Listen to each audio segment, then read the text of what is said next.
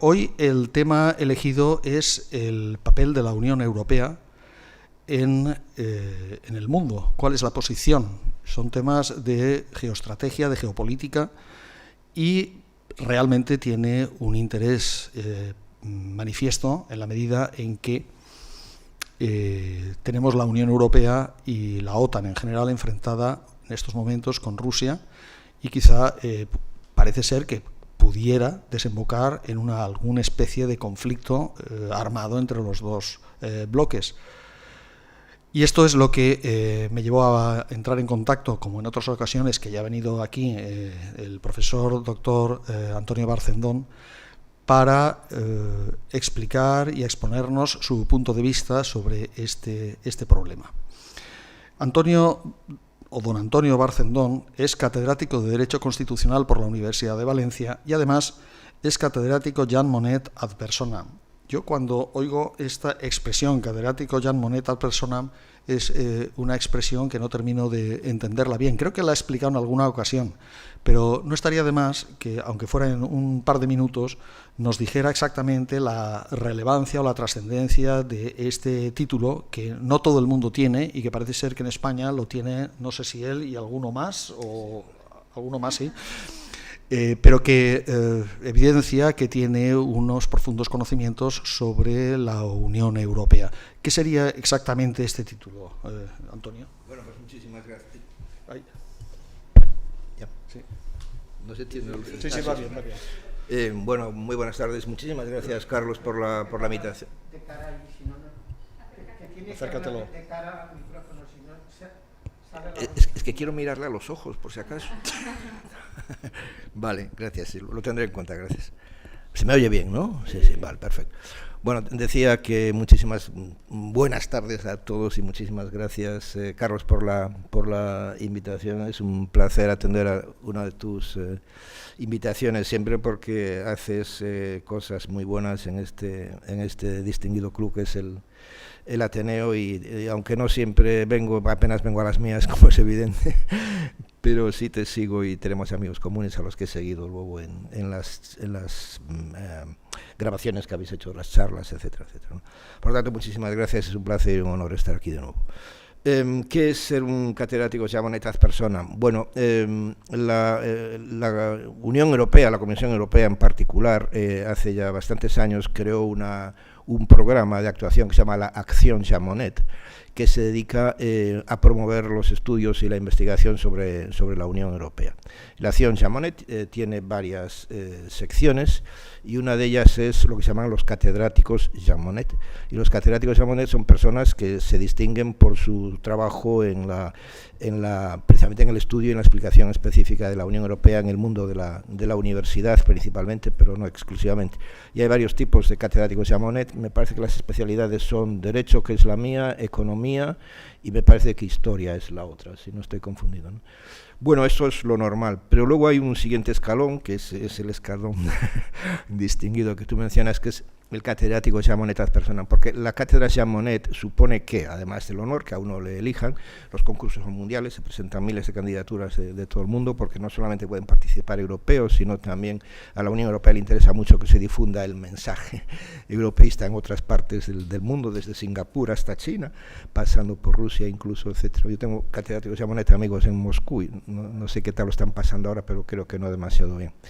Bueno, entonces después hay un segundo escalón, que las personas que ya han sido catedráticos Jean Monnet, si se han distinguido además, porque nos obligan a hacer unos informes anuales de nuestras actividades, etcétera, etcétera, y se nos da un dinero para financiar nuestras actividades, no dinero de bolsillo, o sea, no vemos un dinero siempre para organizar seminarios, actividades, no es un complemento del salario en absoluto. Y después a los que se han distinguido en su actuación en base a estos informes, etcétera, vuelve a haber un concurso, los que quieren se presentan a ello, y la Comisión Europea le nombra uno catedrático Jean Monnet ad personam, es decir, que es el escalón más distinguido de los catedráticos Jean Monnet. Y ahí sí que es verdad que se presenta muy poquita gente, ¿no? Debo decir que en el concurso en el que yo me presenté, se presentó otro distinguida persona, que la verdad es más político que profesor universitario, aunque en aquel momento era profesor universitario, que es en este momento el alto representante para la política exterior y seguridad común de la Unión Europea, que es el señor Josep Borrell. Y debo decir, voy a ser un poquito arrogante, perdónenmelo, pero yo creo que la Comisión Europea valoró la actividad académica y no la actividad política de esta persona, y a mí me dieron bastante más puntos que él. Yo salí tercero en ese concurso y él no sé si salió el número 10 o algo así. Pero bueno, eso yo creo que no me lo perdona Josep Borrell en la vida, aunque seguro que no sabe ni dónde estoy en este momento. Y estoy hablando de él.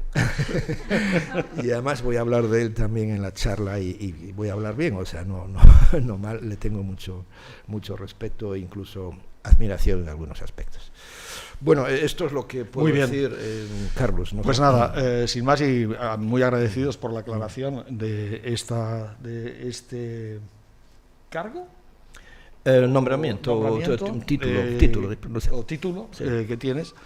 Yo creo que ya podemos pasar directamente a tu intervención. Sí. Después, cuando termines, si te parece, habrá un intercambio de opiniones o de preguntas que se te pueden hacer en relación con lo que has expuesto, y supongo que nos iremos todos tan felices por haber aprendido bastante de lo que tú nos vas a exponer esta tarde. Yo me voy a sentar, si me permites, en el público para controlar también la cámara y nada, tienes la palabra. Adelante. Muy bien, muchísimas gracias. Carlos, mientras tú te sientas, se me pasó decir que lo de ad personam, en el latinajo aquí, ¿qué significa?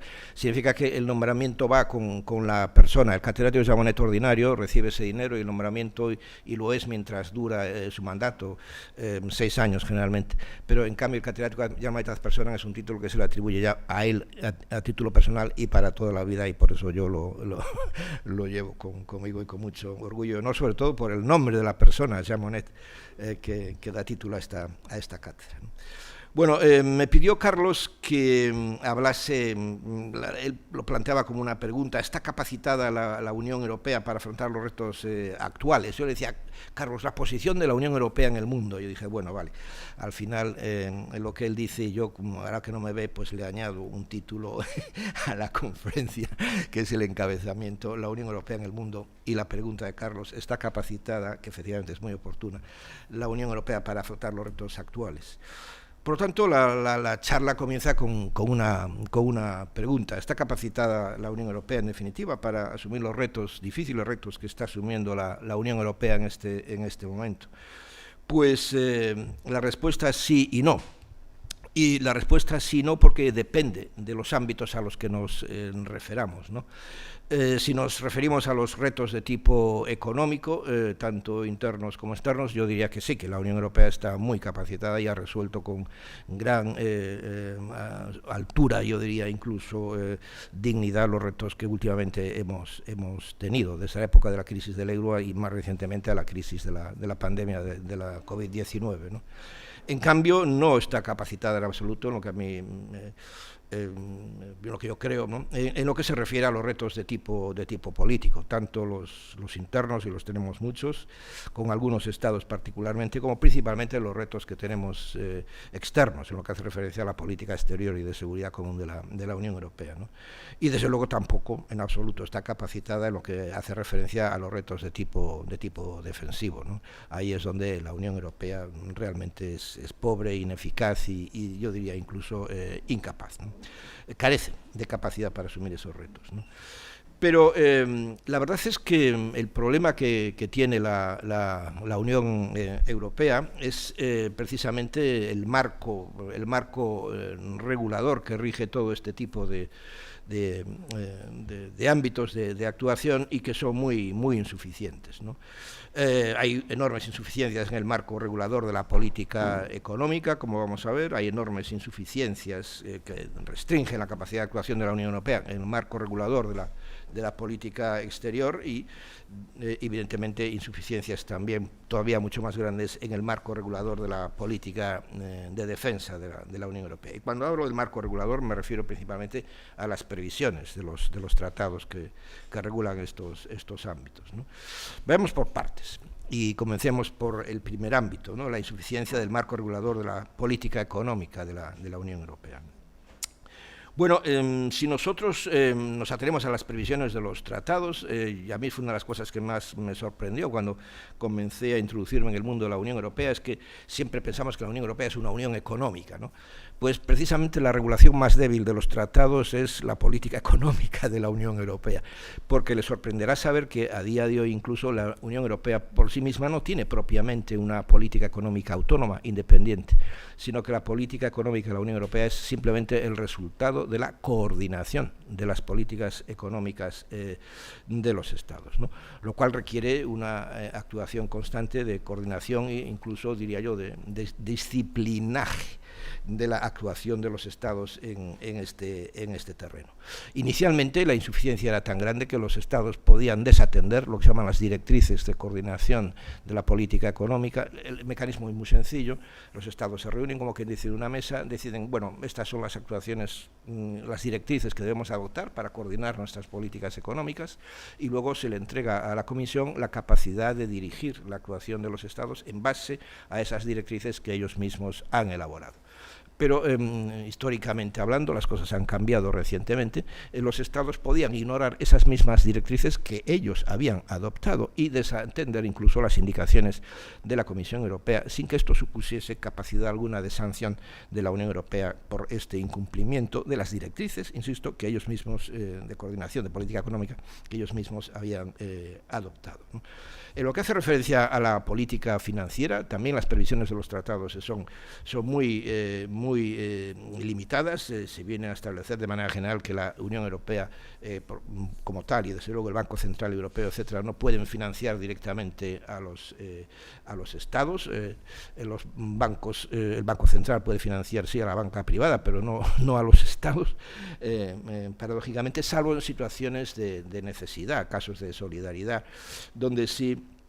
Y este es el mecanismo que se ha utilizado para la regulación reciente de las medidas para la COVID, o incluso las que se utilizaron para la regulación de la crisis del euro, pero estaban previstas para circunstancias muy excepcionales, por causas naturales o humanas. Hombre, evidentemente, claro, el desastre de Grecia que nos arrastró a todos a la crisis del euro, era un desastre no natural, sino humano, ¿no?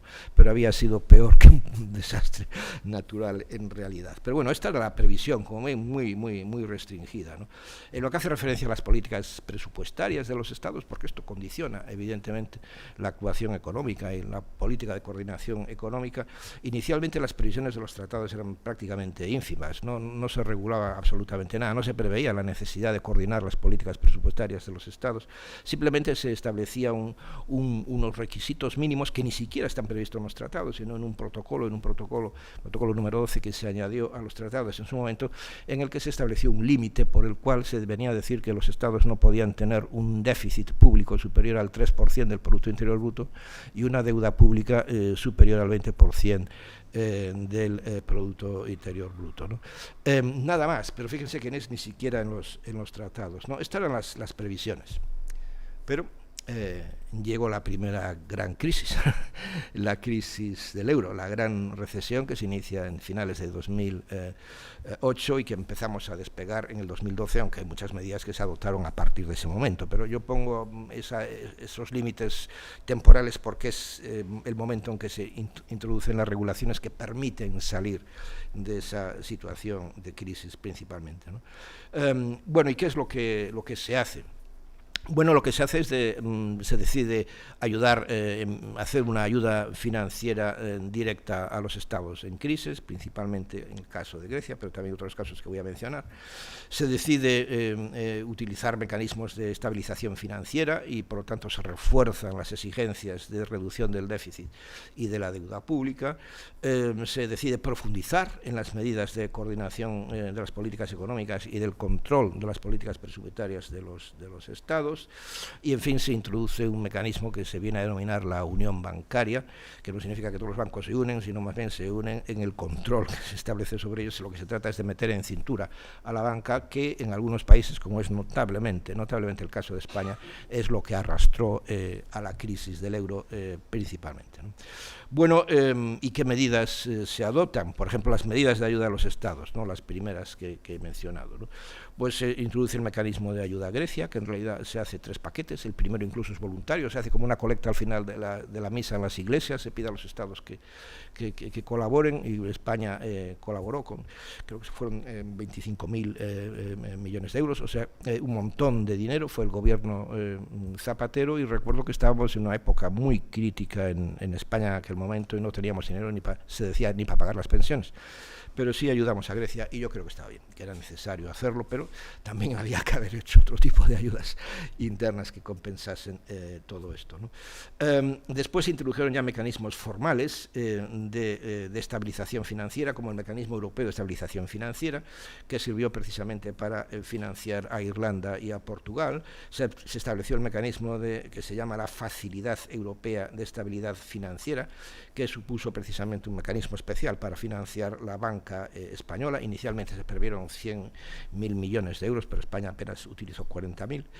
Luego se utilizó el Mecanismo Europeo de Estabilidad, que es el MEDE, que es ahora vigente, y que es en realidad el banco que ahora existe para poder financiar a los estados, principalmente de la zona euro, que necesiten financiación, ayuda económica en casos de crisis. Es decir, esto no existía antes. Ahora existe, ¿no?, el MEDE. Y el MEDE ha servido también para completar el proceso de financiación, porque luego los fondos de la facilidad se pasaron al MEDE, sirvieron para que España pudiese completar con gran éxito el proceso de financiar su banca, e incluso de completar el programa que se le había previsto, ¿no?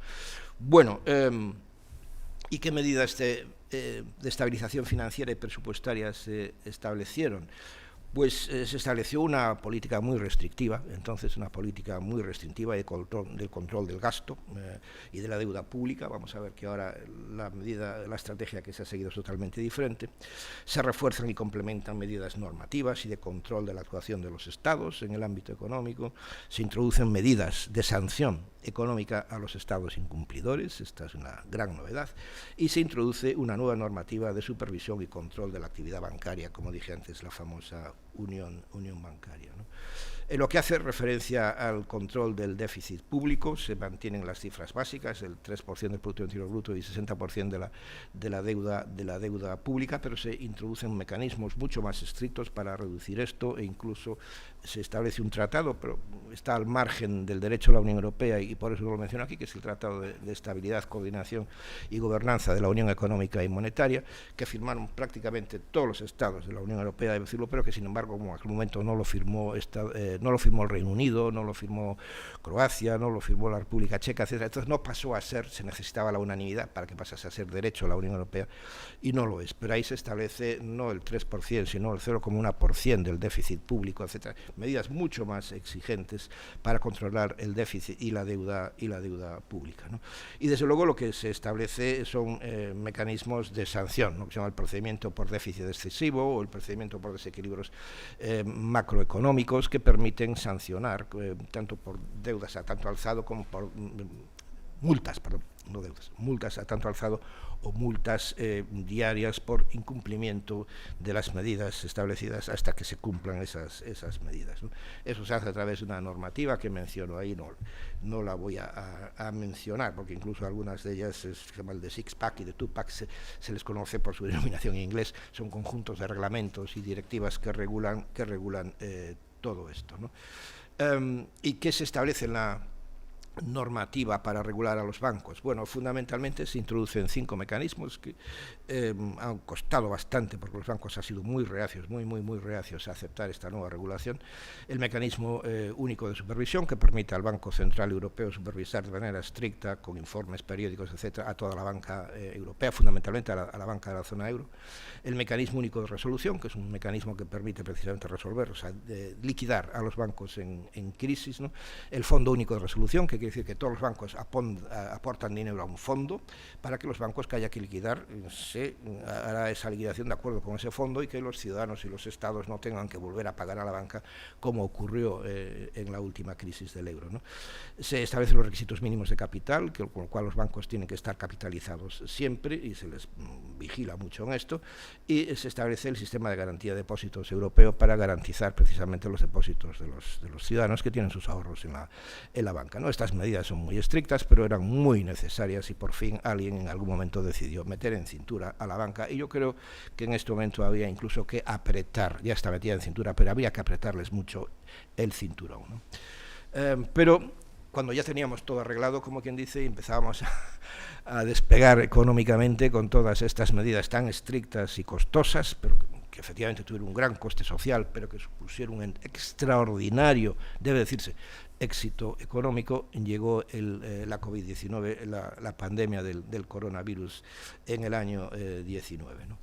Y entonces, ¿qué se decide hacer? Bueno, pues curiosamente aquí la Unión Europea cambia radicalmente la perspectiva, cambia radicalmente la estrategia, y se pasa de la política restrictiva de control a la política expansiva, ¿no? Y entonces se decide aumentar y realizar paquetes enormes de ayuda directa a los estados, e incluso se decide flexibilizar, prácticamente suprimir temporalmente las exigencias de restricción del déficit público y de la deuda pública que antes mencioné, ¿no? Y a todo esto, claro, vino el gran salvador, que es el Banco Central Europeo, que se dedicó a comprar bonos en cantidades industriales, que como voy a mencionar dentro de unos segundos, ¿no? Las medidas de ayuda directa a los estados que se van a utilizar son de dos tipos. Hubo unas primeras medidas de carácter temporal e inmediatas que se adoptaron el mismo año 20, y unas medidas dirigidas a la recuperación que se iniciaron en el año 21 y que son las que ahora están funcionando y que durarán en principio hasta el año 23, en lo que hace referencia a la solicitud de las mismas, aunque una vez que se solicita, la duración de la ayuda puede continuarse en el tiempo, ¿no? En lo que hace referencia a las ayudas inmediatas para la pandemia, en el mismo año 20, se adoptaron lo que se llamaban 3 safety nets, o sea, 3 redes de seguridad, una para ayudar a los trabajadores, que es el mecanismo que se llama SURE, por las iniciales en inglés, y que en realidad es el mecanismo que sirve para financiar los ERTES, que es gracias a esto con lo que se están financiando, ¿no? Luego se utilizó el mecanismo para ayudar a las empresas, por tanto aquí había que ayudar a los trabajadores, a las empresas y a los estados. Para las empresas se introdujo el mecanismo del BEI, un fondo de garantía de paneuropeo, que precisamente está pensado más bien para ayudar a las pymes. Yo me temo que este tipo de ayuda en España es la que no se ha manejado bien, prácticamente las empresas no se enteraron ni de que existían, y además el Estado lamentablemente creo que tampoco se enteró de que existían este tipo de ayudas y no las promovió adecuadamente. Estamos hablando en el mismo año 20, el inicio de la crisis, cuando los trabajadores se van a sus casas y las empresas comienzan a cerrar. Y luego las ayudas para los estados, que son el apoyo a la crisis pandémica, que se llama, que son líneas de ayuda especial con cargo al MEDE, precisamente para atender a los efectos sanitarios de la crisis. Y yo creo que en España tampoco se ha sabido manejar, y creo incluso que no se llegó a solicitar ayuda alguna de este mecanismo temporal inicial inmediato del año 20, ¿no? Que se adoptó por el Consejo Europeo en abril, por tanto, y casi inmediatamente después de que se iniciase la gran crisis en marzo del año 20, ¿no? Y luego las medidas para la recuperación económica, eso es lo que tenemos ahora, es decir, ya hemos tratado de frenar la pandemia, ahora vamos a luchar por la reconstrucción económica de Europa, ¿no? Las medidas, lo que buscan, que se adoptan ahora, buscan fundamentalmente 4 objetivos: promover la cohesión económica, social y territorial entre los estados de la Unión Europea, mitigar las repercusiones sociales y económicas de la crisis, fortalecer la resiliencia y la capacidad de ajuste de los estados, y apoyar fundamentalmente las transiciones ecológica y digital, que es la verdadera obsesión que tiene la Comisión Europea. Ahora que estamos en crisis, no reconstruyamos por reconstruir, sino que reconstruyamos lo que atienda a esta doble dimensión ecológica y digital, por una Europa verde y por una Europa digitalizada. Bueno, de los fondos de recuperación económica, el más importante es el que se denomina por su nombre en inglés Next Generation EU, la nueva generación de la Unión Europea, que inicialmente se habían previsto 750.000 millones de euros. Son cifras que incluso cuesta leerlas, marean realmente, pero que luego se ha pasado a 800, se añadieron 1.000 millones de euros más, unos 806.900 millones de euros, ¿no?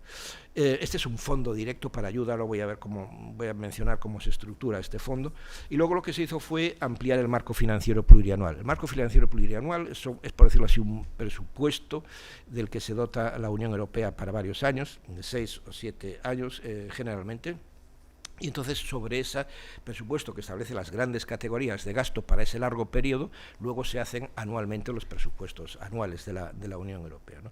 El marco financiero plurianual es siempre una de las batallas políticas más costosas de la Unión Europea, y en este caso la verdad es que los Estados respondieron bien, hubo debate, y se aumentó, sin embargo, el marco financiero plurianual a efectos de que pudiesen introducirse muchos más recursos para los fondos europeos, etcétera, etcétera, ¿no? El total, pues fíjense, o sea, 1.800.000.000, billón estilo español, millones de millones, ¿no? No miles de millones como dicen los ingleses, 826,8 billones de euros, ¿no? Cantidades realmente estratosféricas, ¿no? El fondo Next Generation es un fondo complejo que tiene muchas categorías, muchos, por decirlo así, subfondos, ¿no? Como el mecanismo de recuperación y resiliencia, que es, digamos, la cantidad más grande para ayudas a los estados. Ahí hay una parte que son préstamos, aproximadamente el 53%, y hay una parte que son subvenciones, por tanto no hay que devolver ese dinero, que es el 46%. Luego está React EU, que se dedica a subvencionar la política de cohesión, Horizonte Europa, que financia fundamentalmente las actividades de investigación, Invest EU, que se dirige a financiar infraestructuras, investigación, innovación tecnológica, pymes, etcétera. El Fondo de Desarrollo Rural, que está incluido también en los presupuestos, 8.100 millones de euros, es muchísimo dinero. El Fondo de Transición Justa, que está previsto, miren, para Polonia, principalmente, es decir, para ayudar a aquellos estados que tienen, digamos, una dependencia muy grande, por ejemplo, del carbón, como es el caso de Polonia, y ahí se les obliga a cerrar las minas, pero claro, eso supone casi echar a la calle a un 10% de la población polaca que vive de eso, directa o indirectamente, ¿no? Entonces se decidió utilizar este fondo, que se llama Transición Justa, es decir, para ayudar a los estados que se encuentran, principalmente Polonia, esto estaba pensando en Polonia, claro, en estas circunstancias, ¿no?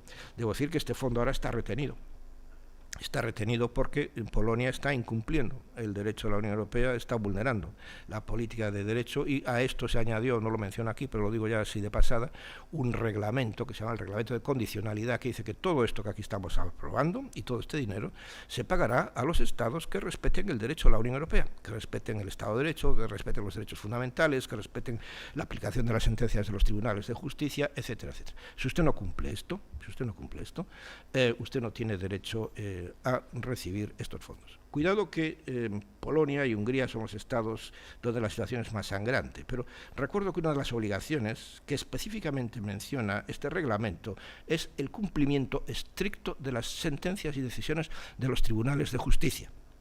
Y yo me pregunto, ¿ustedes creen que en España se están cumpliendo radicalmente, adecuadamente y en todas sus partes del territorio las sentencias y decisiones de los tribunales de justicia? Pues que no se entere la Comisión Europea, porque puede que seamos objeto de sanción igual que Polonia, es decir, de retención de entrega de fondos, si alguien nos enuncia en Bruselas, y nadie lo ha hecho porque nadie sale del reglamento, y se dan cuenta de esto, España lo pasaría, créanme, mal. Bueno, o no lo pasaría mal, pero quiere decir que obligaría al gobierno, cosa que es lo que yo entiendo que haya que hacer, a obligar realmente a que se cumplan las sentencias de los tribunales de justicia en este país sin discusión de ningún tipo y simplemente afirmando el respeto a los tribunales de justicia, ¿no? Bueno, este es el fondo de recuperación Next Generation, ¿no? El total absoluto, si unimos el paquete de las redes del año 20, más el marco financiero plurianual, más el Next Generation, el fondo este, serían 2.000 billones, o sea, millón de billones, ¿no? De la cifra total, una cantidad verdaderamente estratosférica, ¿no? Y con respecto a España, bueno, pues España ha salido bastante bien en la distribución de este fondo, creo yo, ¿no? Del mecanismo de recuperación y resiliencia va a recibir 149.000 millones de euros. Espero que se presenten bien los proyectos, porque todo esto depende de los proyectos que presente el país. Claro, la cantidad está ahí, pero hay que saber obtenerla, que es lo difícil, ¿no? De los cuales 69.000 millones son en subvenciones y en préstamos 82.000 millones. Hasta ahora España está fundamentalmente trabajando sobre las subvenciones, dejando en la medida de lo posible a un lado los préstamos, ¿no? Ha recibido bastante dinero de REACT-EU para la política de cohesión. Aún hace la semana pasada se recibió una importante cantidad de dinero en España por este fondo, ¿no? En total 241.000 millones de euros, que es una cifra bastante sustantiva. A ver si somos capaces de emplearla bien, porque lo que suele ocurrir con los fondos europeos, y va a ocurrir con estos también en España, en otros países, debo decirles que no es caso español, en realidad el más incumplidor en ese sentido suele ser Italia, curiosamente, finalmente se devuelve dinero. Mejor dicho, no se pide todo lo que está previsto que se pida. Incluso para España, para la banca, en su momento se previeron 100 millones de euros, ¿no? Bueno, está bien, España consideró que no lo necesitaba y pidió 40 millones de euros, ¿no? Pero bueno, y el Banco Central. El Banco Central ha adoptado una política muy activa en el programa de compra de activos que se ha ampliado. Se había previsto inicialmente en el año 2014 para el inicio de la crisis económica, pero en el año 2018 se ha ampliado, y ahí fíjense que normalmente el banco está comprando bonos por valor por meses, ¿no? 20.000 millones de euros por mes en el año 19, 40.000 millones por mes, 40.000, 30.000, 20.000 millones, millones, ¿no? Millones por euro, ¿no?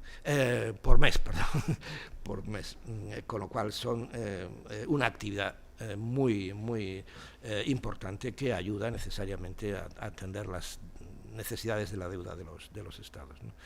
Y luego han venido las medidas para proteger la salud de los ciudadanos. Voy a pasar un poquito rápido por ella, que son las medidas que han supuesto el programa de compra de vacunas de la Comisión Europea, que fue muy efectivo, y gracias a ello no hubo lucha entre los estados para comprar y pelearse con los laboratorios para comprar vacunas. En este momento está garantizado para el año 22 y 23 unos 4.200 millones de dosis de vacunas, que es un montón de dinero.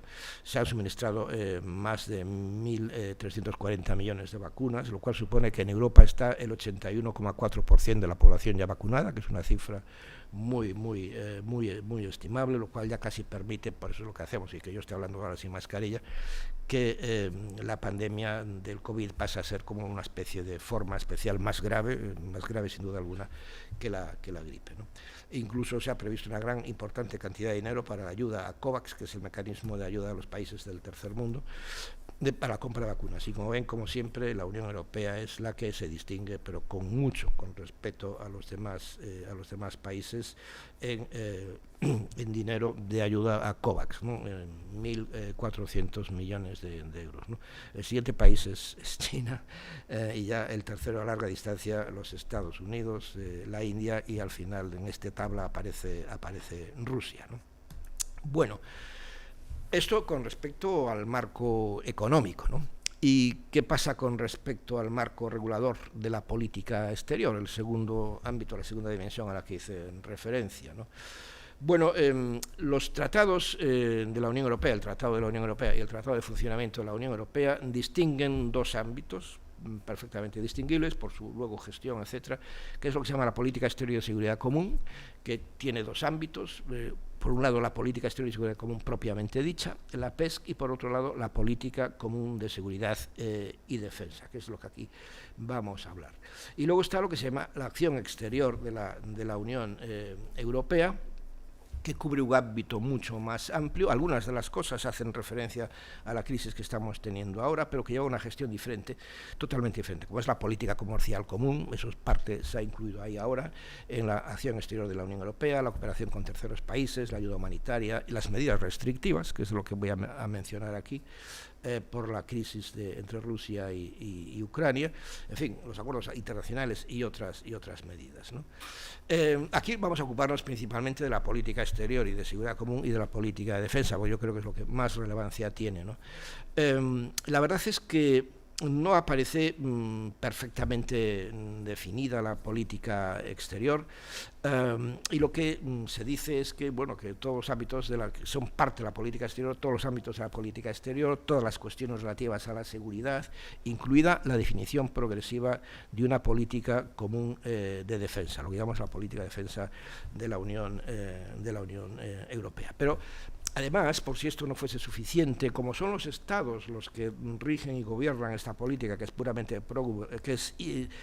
exclusivamente intergubernamental, lo que se establece es que los propios Estados pueden decidir cuál es el interés, los asuntos que merece la pena ser tratados en este ámbito conjunto de la política exterior y de seguridad común. En todo caso, esta política, como les digo, es una política intergubernamental. ¿Qué quiere decir eso? En la Unión Europea distinguimos entre lo que son las políticas comunitarias o supranacionales y las políticas intergubernamentales. Las políticas supranacionales o comunitarias son aquellas que son dirigidas por las propias instituciones de la Unión con independencia y autonomía de los Estados. Es decir, la Comisión Europea, el Parlamento Europeo, pero desde luego también el Consejo y el Consejo Europeo, pero actuando en su función de instituciones propiamente supranacionales de la Unión. Mientras que las políticas intergubernamentales son aquellas que solo pueden decidir los Estados sobre ellas, y solo pueden decidir sobre ellas a través de dos instituciones muy específicas, que son el Consejo Europeo, que reúne a los jefes de Estado o de Gobierno de los países miembros, y el Consejo, en este caso el Consejo de Asuntos Exteriores, que reúne a los ministros de Asuntos Exteriores de los 27 Estados miembros de la Unión Europea, y que además actúa presidido por una figura, que es presidente permanente, que es el alto representante de la Unión para Asuntos Exteriores y Política de Seguridad, que es nuestro connacional Josep Borrell. Bueno, como es una política intergubernamental, es que los Estados actúan casi como si estuviesen en el marco de un ámbito de relaciones internacionales, ¿no? Y por lo tanto deciden por unanimidad. La verdad es que no se suele votar incluso en estas reuniones del Consejo Europeo y del Consejo, y se trata que las decisiones se adopten siempre por consenso, ¿no? ¿Hay alguien que se opone? No, bueno, pues venga, adelante. ¿Hay alguien que se opone? Sí, bueno, entonces lo dejamos para la semana o el mes que viene y volveremos a discutir sobre ello. Es decir, no se vota. Se trata de buscar el consenso y el apoyo común de todos los Estados miembros, ¿no? La PESC incluso tiene un cuerpo funcionarial propio, que no son los funcionarios ordinarios de la Comisión Europea, del Consejo, del Parlamento, que es lo que se llama el Servicio Europeo de Acción Exterior, ¿no? Y como es una política intergubernamental, quien no tiene nada que decir aquí, lamentablemente, es el Parlamento Europeo, la Comisión y el Tribunal de Justicia. No son Estados, y los miembros de estas instituciones no son representantes propiamente de los Estados, y por lo tanto no pueden decidir aquí. Es una política estrictamente intergubernamental, por lo tanto es una política que está solo y exclusivamente en manos de la voluntad de los Estados, ¿no? Y claro, desde el punto de vista de la operatividad de esta política, yo la calificaría como una política meramente declarativa. O sea, no realiza acciones concretas, simplemente emite declaraciones específicas. Hay una dimensión de la política exterior que sí es, en cierto modo, operativa, pero es precisamente lo que yo les decía antes, que se incluye dentro de lo que se llama la acción exterior de la Unión Europea, y que no es intergubernamental, sino que es supranacional o comunitaria. Por lo tanto, ahí quien decide principalmente es la Comisión Europea, como por ejemplo la política comercial común, la cooperación al desarrollo, la cooperación económica y financiera con terceros países, las medidas restrictivas en caso de conflicto, o sanciones a países en conflicto, etcétera, etcétera, etcétera, ¿no? Y desde luego, en la medida en que la política común de seguridad y defensa, es decir, la política de defensa de la Unión Europea es una parte de la política exterior, pues también diríamos que sería una parte operativa. Pero en lo demás, lo que es la política exterior, política propiamente, si me permiten la redundancia, es puramente declarativa. Y en este momento, por ejemplo, pues dirán ustedes y me preguntarán, ¿y qué hace la Unión Europea con respecto, desde este punto de vista, desde esta dimensión, con respecto a la crisis de Ucrania? Pues emitir declaraciones. Es una política declarativa y su función es emitir declaraciones. Así tenemos las conclusiones del Consejo Europeo de diciembre del año 21, la reciente declaración del alto representante del pasado 19 de febrero, la declaración conjunta del presidente del Consejo Europeo, Charles Michel, y de la presidenta de la Comisión de hoy estamos 23, antes de ayer, del día 21, y más recientemente precisamente una nueva declaración. En este caso se les menciona por el título del presidente del Consejo Europeo, que es el señor Charles Michel, y la presidenta de la Comisión, que es la señora Ursula von der Leyen, de 22 de febrero del año 22, es decir, de ayer mismo. Y en estas declaraciones que se hace, pues amenaza. Se le dice a Rusia: te estás portando muy mal y vamos a adoptar medidas que van a ser muy contundentes y muy costosas para ti. Pero nada más, porque la adopción de las medidas no se haría operativa a través de la propia política exterior y seguridad común, sino que entraríamos en la otra dimensión, en la acción exterior de la Unión Europea y principalmente en lo que se llaman las medidas restrictivas, ¿no? Pero, ¿cuáles son estas medidas? Entonces, vuelvo a insistir, esto no es parte de la política exterior política y por lo tanto no está propiamente en las manos de los Estados en exclusividad. Sí está en las manos de los Estados en cuanto que son miembros del Consejo Europeo y del Consejo, pero aquí quien decide es fundamentalmente la propuesta de la Comisión, la propuesta del propio alto representante. Estamos ante un ámbito, ante una dimensión comunitaria supranacional de la política exterior de la Unión Europea. Las medidas restrictivas están previstas en el artículo 215, por lo tanto es acción comunitaria, y supone la interrupción total o parcial de las relaciones económicas con un Estado, y supone también la adopción de medidas, que son las medidas restrictivas propiamente dichas, en contra de personas concretas que participan en la actuación de estos Estados, ¿no? Se aplicaron por primera vez en el año precisamente 2014, en marzo de 2014, por la agresión de Rusia contra Ucrania, una agresión territorial no provocada, la invasión precisamente de la zona del Donbass, y que luego terminaría con la anexión de Crimea más adelante, ¿no? Las medidas son de 4 tipos, las medidas que se pueden adoptar y que se han venido adoptando, ¿no? En primer lugar, medidas diplomáticas, ¿no? Por ejemplo, en el año 14 la Unión Europea decidió paralizar todos los contactos y las negociaciones bilaterales con Rusia, ¿no? Medidas de carácter individual restrictivas, estas son propiamente las medidas restrictivas, ¿no? En este momento hay 185 datos de la última decisión de la semana pasada, que se amplió el número de personas sancionadas, 185 personas y 48 entidades a las que se le han congelado sus depósitos, se les prohíbe entrar y circular por la Unión Europea, se les prohíbe participar en todo tipo de actos, etcétera, por precisamente su agresión a Ucrania, ¿no? Por ejemplo, algunas les van a sorprender, y como tenemos jueces en la sala, también abogados, una de las medidas típicas que se han utilizado es sancionar a los jueces de los tribunales de Crimea que están aplicando el derecho de Rusia por los tribunales de justicia de Crimea, porque se entiende que están vulnerando, están consolidando un acto de agresión y de ocupación de una parte del territorio, ¿no? Bueno, me temo que a un juez de Crimea no le va a afectar demasiado esto, y mucho me temo incluso que ni siquiera se entere que la Unión Europea le ha sancionado en Bruselas, ¿no? Pero bueno, es una medida que está ahí, y si a este señor se le ocurre venir de vacaciones a Benidorm, si nuestra policía es muy eficaz, detectará que es una persona sometida a medidas restrictivas y no le dejará entrar, ¿no?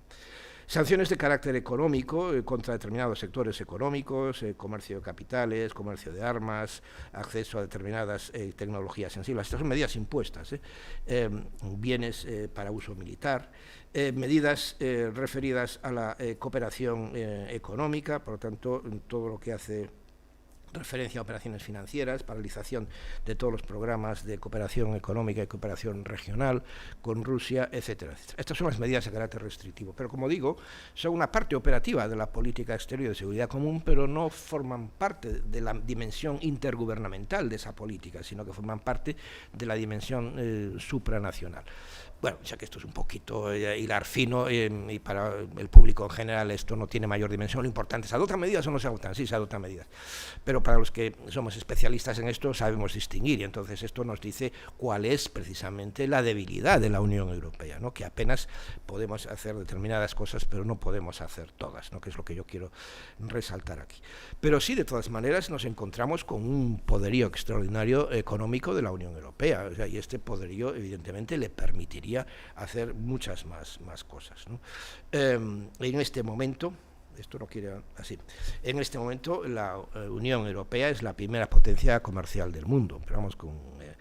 nos sigue ahí casi cerquita los Estados Unidos, pero si unimos, digamos, nuestra capacidad exportadora e importadora y el balance de todo ello, somos la primera potencia comercial del mundo, claramente, ¿no?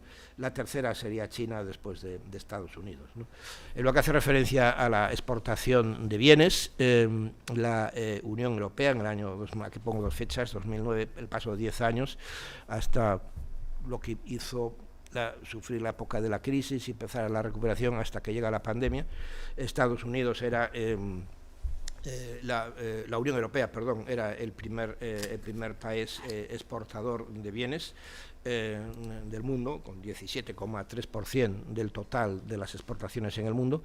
En este momento lo es China, con el 16,7%, y nosotros hemos pasado al 15,9%, hemos perdido 2 puntos, ¿no? Porcentuales, no en volumen total y en millones de euros, pero sí en porcentaje con respecto a China, ¿no? Y en lo que hace referencia a las importaciones, también aquí hemos pasado a un segundo lugar. Importábamos mucho en el año 2009 productos, y mientras que ahora pasamos a ser el 14% del conjunto de las importaciones del mundo, y el país que más importa bienes en el mundo en este momento es los Estados Unidos de Norteamérica, con el 16,5%, ¿no? ¿Y quiénes son nuestros socios? Esto es relevante, porque uno de ellos es precisamente uno con el que podemos estar en conflicto dentro de muy poco tiempo, ¿no?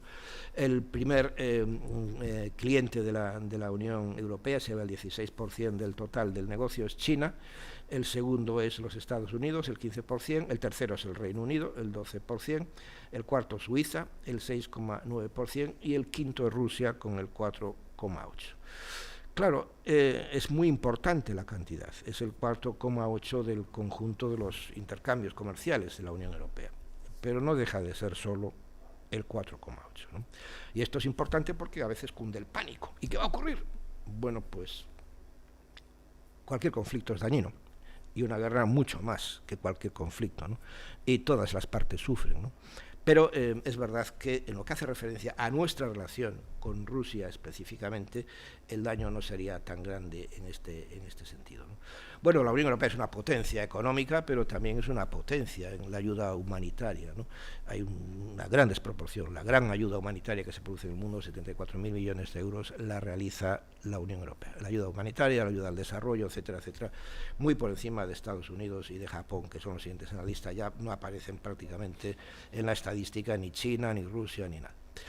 Bueno, ¿y cuáles son específicamente las relaciones económicas de la Unión Europea con Rusia, que es lo que ahora tenemos en cuestión y nos puede afectar muy seriamente, ¿no?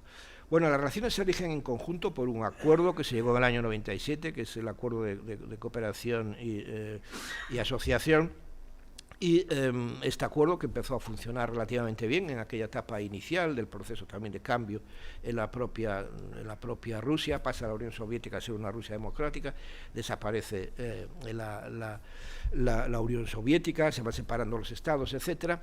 Ese es el momento de crear este acuerdo, pero poco después, en el año 2008, se trata de hacer un nuevo acuerdo comercial con Rusia, se inician las negociaciones, pero estas se frenaron ya en el año 2010 por falta de progreso, precisamente en aspectos comerciales y las inversiones y las restricciones a la inversión que hacía Rusia, y se cancelaron ya de manera definitiva estas negociaciones en el año 2014 con motivo precisamente del conflicto de Ucrania y la invasión de Ucrania por Rusia, ¿no? Rusia es, como les digo, el quinto socio comercial de la Unión Europea y representa el 4,8% del total de nuestro comercio exterior de bienes, ¿no? Sin embargo, Sin embargo, y esto es importante, muy importante, para Rusia nosotros somos el socio más importante, el socio comercial más importante, y nuestra relación comercial con ellos representa el 37,3% del total del comercio de bienes con Rusia. Por lo tanto, en una sanción económica, en un conflicto con Rusia, esto es lo que yo quiero resaltar, y normalmente esto se desconoce y no se analiza. ¿Quién sufriría más en este conflicto? ¿Nosotros, con el 4,8%, o Rusia, con el 37,3% del conjunto de las relaciones comerciales? El 36,5% de las importaciones de Rusia proviene de la Unión Europea y el 37,9% de las exportaciones de Rusia van a la Unión Europea. Pero, evidentemente, hay un pero muy importante y sustantivo. El 26% de las importaciones de petróleo de la Unión Europea proviene de Rusia.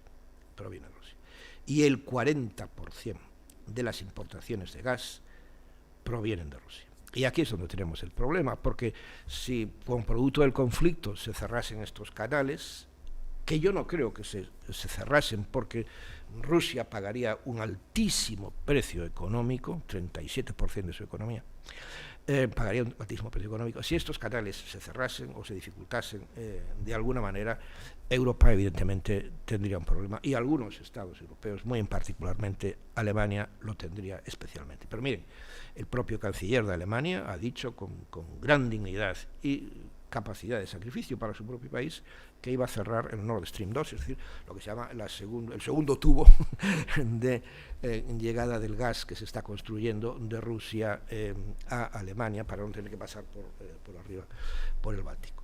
Bueno, o no pasar por abajo, mejor dicho, por Ucrania, que es donde hasta ahora llegaba principalmente a Europa el gas, ¿no? Y, en fin, las insuficiencias del marco regulador en la política de defensa de la Unión Europea, ¿no? El Tratado de la Unión Europea, que es el que regula específicamente la política de defensa, no define un concepto claro de lo que sea la política de defensa de la Unión Europea. Cuando definía la política exterior, recuerda que lo decíamos antes, de todos los ámbitos de la política exterior y todas las cuestiones relativas a la seguridad de la Unión, incluida la definición progresiva de una política común de defensa que podría conducir al establecimiento de una defensa común, ¿no? No hay una definición clara de lo que sea esto, ¿no? Desde luego, lo que sí está claro es que la política común de defensa, cualquiera que ésta sea, es una parte integrante de la PESC, ¿no? El artículo 42, apartado 1, luego volveré sobre este tema, define de manera muy general cuáles serían las misiones en las que se encargaría una política de defensa. Y dice, misiones fuera de la Unión, que tengan por objetivo garantizar el mantenimiento de la paz, la prevención de conflictos y el fortalecimiento de la seguridad internacional, ¿no? Pero, como ven, la política de defensa, así definida, es una política muy limitada, muy limitada. Está, en primer lugar, limitada al mantenimiento de la paz. Dice, misiones fuera de la Unión Europea que tengan por objetivo garantizar el mantenimiento de la paz. Solo opera fuera de la Unión Europea, no en el propio territorio de la Unión Europea. Se basa solo en medios e instrumentos de los Estados, no en medios propios. Dice, la ejecución de estas tareas se apoyará en las capacidades proporcionadas por los Estados miembros, es decir, medios personales, militares, civiles, por ejemplo, pues jueces, abogados, asistentes administrativos, etcétera, etcétera. No es una política definida al completo, porque es una política que se considera que está en construcción. La política común de seguridad y defensa, se dice, incluirá una definición progresiva de una política común de defensa de la Unión, ¿no? Es decir, no es una política acotada, perfectamente definida y que permita a la Unión Europea realizar operaciones verdaderamente sustantivas de defensa del propio territorio de la Unión Europea, que es de lo que estoy tratando de resaltar, ¿no? No es, por lo tanto, una política para desarrollar operaciones ofensivas en gran escala, ni siquiera en nuestro territorio, propio territorio de la Unión Europea, y tampoco en otros territorios, ¿no? Es verdad que esta política incluye una cláusula de defensa mutua en el artículo 42, apartado 7, ¿no? Pero se entiende que ello será sin perjuicio, con lo cual, cláusula de defensa mutua que obliga a cualquier Estado de la Unión Europea a salir en defensa de cualquier otro Estado de la Unión Europea que sea atacado por un tercer país. Por lo tanto, no necesitamos a la OTAN para ello, porque mucha gente dice, no, es que esto solamente depende de la OTAN, no, es que en la Unión Europea hay Estados neutrales. No, desde la reforma del Tratado de Lisboa y la creación del reciente Tratado de la Unión Europea y el Tratado de Funcionamiento de la Unión Europea, no hay estados neutrales en Europa, no puede haberlos.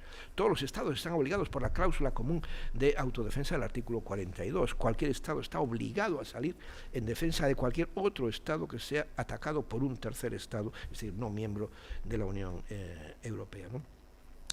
Bueno, por lo tanto, la política de defensa de la Unión Europea, así planteada, da la sensación de que se quiere hacer efectiva a través del paraguas de la OTAN. Es decir, que es como si la Unión Europea fuese vaga y dijese, bueno, no queremos hacer un esfuerzo aquí defensivo, que nos defiendan la OTAN. Bueno, es verdad, sí, que de los 27 Estados miembros de la Unión Europea, 21 pertenecen a la OTAN, con lo cual Europa salía sustantivamente defendida por este paraguas importante defensivo. Pero no deja de ser una institución y un mecanismo de actuación defensiva ajeno en sustancia a la propia Unión Europea. Por lo tanto, la Unión Europea sigue careciendo de su propia política de defensa. Es decir, la política de la Unión, con arreglo a la presente sección, no afectará al carácter específico de la política de seguridad y defensa de determinados Estados miembros que consideran que su defensa común se realiza dentro del marco de del Tratado del Atlántico, dentro de la Organización del Tratado del Atlántico Norte, ¿no? Es decir, de la OTAN, ¿no? Pero miren, en definitiva, ¿cuáles son las tareas defensivas que puede realizar esta política de defensa de la Unión Europea? Bueno, en primer lugar, según dice el artículo 42, misiones fuera de la Unión Europea que tengan por objetivo garantizar el mantenimiento de la paz, la prevención de conflictos, el fortalecimiento de la seguridad internacional conforme a los principios de la Carta de las Naciones Unidas. Y el artículo 43 añade actuaciones, siendo más preciso, actuaciones conjuntas en materia de desarme, las misiones humanitarias y de rescate, las misiones de asesoramiento y asistencia en cuestiones militares, las misiones de prevención de conflictos y de mantenimiento de la paz, las misiones en las que intervengan fuerzas de combate para gestión de crisis, incluidas las misiones de restablecimiento de la paz y las operaciones de estabilización al término de los conflictos. Miren, esto es un largo discurso que al final uno dice, bueno, pero de verdad, ¿qué es lo que podemos hacer? Porque aquí, en sustancia, lo que se viene a decir es lo que allá en el año 92 la Unión Europea Occidental, lo que quedó del intento de establecer una política de defensa europea que se cargó la Asamblea Nacional Francesa en el año 1954, el proyecto era francés. Curiosamente, la Unión Europea Occidental definió en una reunión que tuvieron en Petersburg, Alemania, un conjunto de tareas que son en realidad tres. Las actuaciones militares para establecimiento de la paz en situaciones de conflicto, operaciones para el mantenimiento de la paz en situaciones donde hubo conflicto y operaciones para la reconstitución de esos estados o de esos países que han estado sometidos a conflicto. Y ahí es donde operan tanto fuerzas militares, fundamentalmente en las dos fases del momento, establecimiento de la paz y mantenimiento de la paz, y, digamos, operativos civiles, en lo que hace referencia a la fase de reconstrucción, de estabilización de esos países. Esto es lo que en realidad está recogiendo el artículo 43 con un largo discurso que bastaba con repetir lo que decían las tareas de Petersburg del año 92, ¿no? Lo que así se añade aquí son, porque es un fenómeno que surgió con mucha más contundencia después en el contexto internacional, que es el terrorismo, dice, todas estas misiones podrán contribuir a la lucha contra el terrorismo, entre otras cosas, mediante el apoyo prestado a terceros países para combatirlo en su territorio, es decir, combatir al terrorismo en origen, ¿no? Bueno, en definitiva, la política de defensa de la Unión Europea es, de nuevo, una política intergubernamental, como parte que es, en realidad, de la política exterior de seguridad común, y que tiene un régimen jurídico totalmente diferenciado en el marco de los tratados, ¿no? Está regida exclusivamente por el Consejo Europeo y el Consejo de Asuntos Exteriores, que es presidido por el alto representante de la Unión para Asuntos Exteriores y la Política de Seguridad. El Consejo Europeo y el Consejo deciden aquí también por unanimidad. En la práctica, sin embargo, como les digo, no se vota nunca y se adoptan las decisiones por consenso. La política exterior y seguridad común, la política común de seguridad y defensa, igual que la política exterior y seguridad común, tiene un servicio propio de gestión, que es el Servicio Europeo de Acción Exterior, pero aquí lo importante es que la política de defensa de la Unión Europea carece de medios humanos propios y de medios materiales propios, y depende exclusivamente de las aportaciones que hagan los Estados en cada momento para cada operación que se plantee, y así tanto los medios humanos, es decir, los militares y los civiles, como los recursos, etcétera, son necesariamente aportados por los Estados, ¿no? Y la verdad que aquí ha habido estrategias, ya había el objetivo de Helsinki en su momento, que preveía la creación de los grupos de batalla, los regimientos, diríamos en castellano, y se hablaba incluso de la creación de fuerzas de 50.000 a 60.000 soldados que pudieran ser disponibles en el plazo de un mes, y para poder desplazarlos y estar por lo menos 3 meses fuera, pero esas medidas nunca jamás llegaron a ser implementadas, puestas en vigor, y ahora en la nueva estrategia del señor Borrell, lo que se llama The Compass, la brújula para la seguridad y defensa de la Unión Europea, prevé unas medidas muchísimo más reducidas, es decir, de 5.000 soldados. 5.000 soldados. Claro, 5.000 soldados para establecer la paz en el Congo valen. 5.000 soldados para poner para poner en la frontera con Ucrania, en Polonia, etcétera, etcétera. Claro, si ustedes lo tienen que enfrentar a 140.000 soldados rusos, pues ya me dirán ustedes para lo que sirven, ¿no? Bueno, esta es la realidad de la política de defensa de la Unión Europea, pero hace muy bien el señor Borrell de proponer por lo menos ese mínimo, que yo creo además que no se lo van a aprobar en el próximo Consejo Europeo de 24 y 25 de marzo que viene, que es donde tiene que aprobarse esta nueva estrategia de la Unión Europea. Por supuesto, el Parlamento Europeo y la Comisión Europea aquí prácticamente no tienen nada que decir, apenas son informados de las decisiones que adoptan los Estados en este terreno. ¿Y cómo es la política de seguridad y defensa en la práctica? Bueno, en la actualidad hay 12 misiones de carácter civil operativas. La última que se ha desplegado es la que está en la República Centroafricana, en Bangui, y 7 operaciones militares. La última es la que se ha desarrollado en Mozambique en el año 21, ¿no? Aquí tienen la larga lista de ellas, pero para que lo vean en el mapa donde están los soldados de la Unión Europea y las operaciones militares y civiles. Por lo tanto, en un amplio sector del mundo, fundamentalmente África, y también estamos presentes en operaciones de capacitación militar en Ucrania, ¿no? Vamos a ver qué es lo que ocurre con esas fuerzas en situación de conflicto, ¿no? Y conclusiones, debemos de concluir ya, ¿verdad que sí? Bueno, yo creo que es muy importante retener en todo esto la idea de que la Unión Europea no es un Estado. Y por lo tanto no podemos juzgar a la Unión Europea y criticarla como si fuese un Estado, porque no lo es. Y como no lo es, no tiene las mismas capacidades operativas y organizativas que tienen los Estados, ¿no? La capacidad de operación de la Unión Europea en el ámbito internacional está muy limitada, como acabamos de ver, ¿no? Su potencial es puramente económico, donde la Unión Europea puede establecer su peso en su dimensión económica como la primera potencia comercial del mundo que es, ¿no? La capacidad de operación de la Unión Europea en el ámbito de la defensa es prácticamente inexistente. Está mal definida en los tratados, como acabamos de ver, requiere la unanimidad de los Estados para decidir en ese terreno, y requiere además que sean los Estados los que pongan los medios humanos y materiales para realizar estas operaciones. Es decir, la Unión Europea no tiene su propio ejército, la Unión Europea no tiene su propio cuerpo de asistentes civiles, la Unión Europea no tiene su propio cuerpo de asistentes militares, los tiene que pedir a los Estados. Y claro, esto es dificultoso, porque cada vez que se va a planear una operación, la Unión Europea lo solicita, los Estados tienen que buscar y pedir. ¿Y cuántos jueces quieren dejar de repente la comodidad de un sillón en un tribunal de justicia en Valencia para irse al Congo o a irse a cualquier otra parte del mundo a educar a los jueces que por allí hay? Pues normalmente muy pocos, y por lo tanto quizá los más jóvenes estén más dispuestos a realizar este tipo de operaciones, ¿no? Pero lo mismo digo de los catedráticos de universidad que quieren ir a formar funcionarios, etcétera, etcétera. Es muy difícil, ¿no? La defensa de de la Unión Europea, en definitiva, se somete al paraguas común de la OTAN, al que, en todo caso, pertenecen ya 21 de los 27 Estados miembros, como les decía antes, ¿no? En definitiva, creo yo, para que la Unión Europea pueda realizar plenamente lo que se espera, lo que desearíamos muchos que ella realizase en el ámbito de las relaciones internacionales y en el ámbito de la defensa, más allá de lo que hoy por hoy hace, es necesario que la Unión Europea profundice en su proceso de integración política, con toda claridad. Y ha de cambiar incluso en este sentido su propia estructura constitucional y convertirse en una federación de Estados.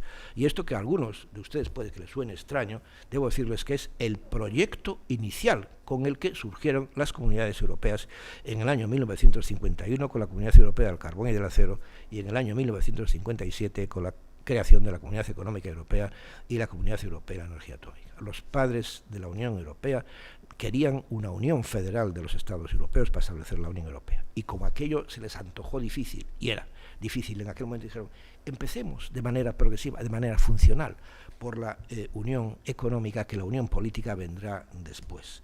Lamentablemente este proceso se ha frenado y nos hemos quedado en ese que llegamos pero que no lo somos, de una enorme unión comercial, económica de Estados. Mientras tanto, y hasta que consigamos eso, la Unión Europea seguirá siendo un gigante económico, un enano político y un gusano militar. Y la frase es de quien era en aquel momento ministro de Asuntos Exteriores de Bélgica, Mark Eyskens, precisamente cuando analizaba la falta de capacidad de la Unión Europea para intervenir en la Guerra del Golfo, en la famosa tormenta del desierto del año 90, diciembre a febrero del año 91. Muchas gracias por su atención.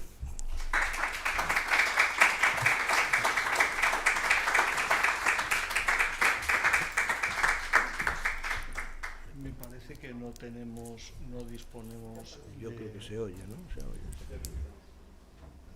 No disponemos de micrófono, así que tendremos que utilizar este.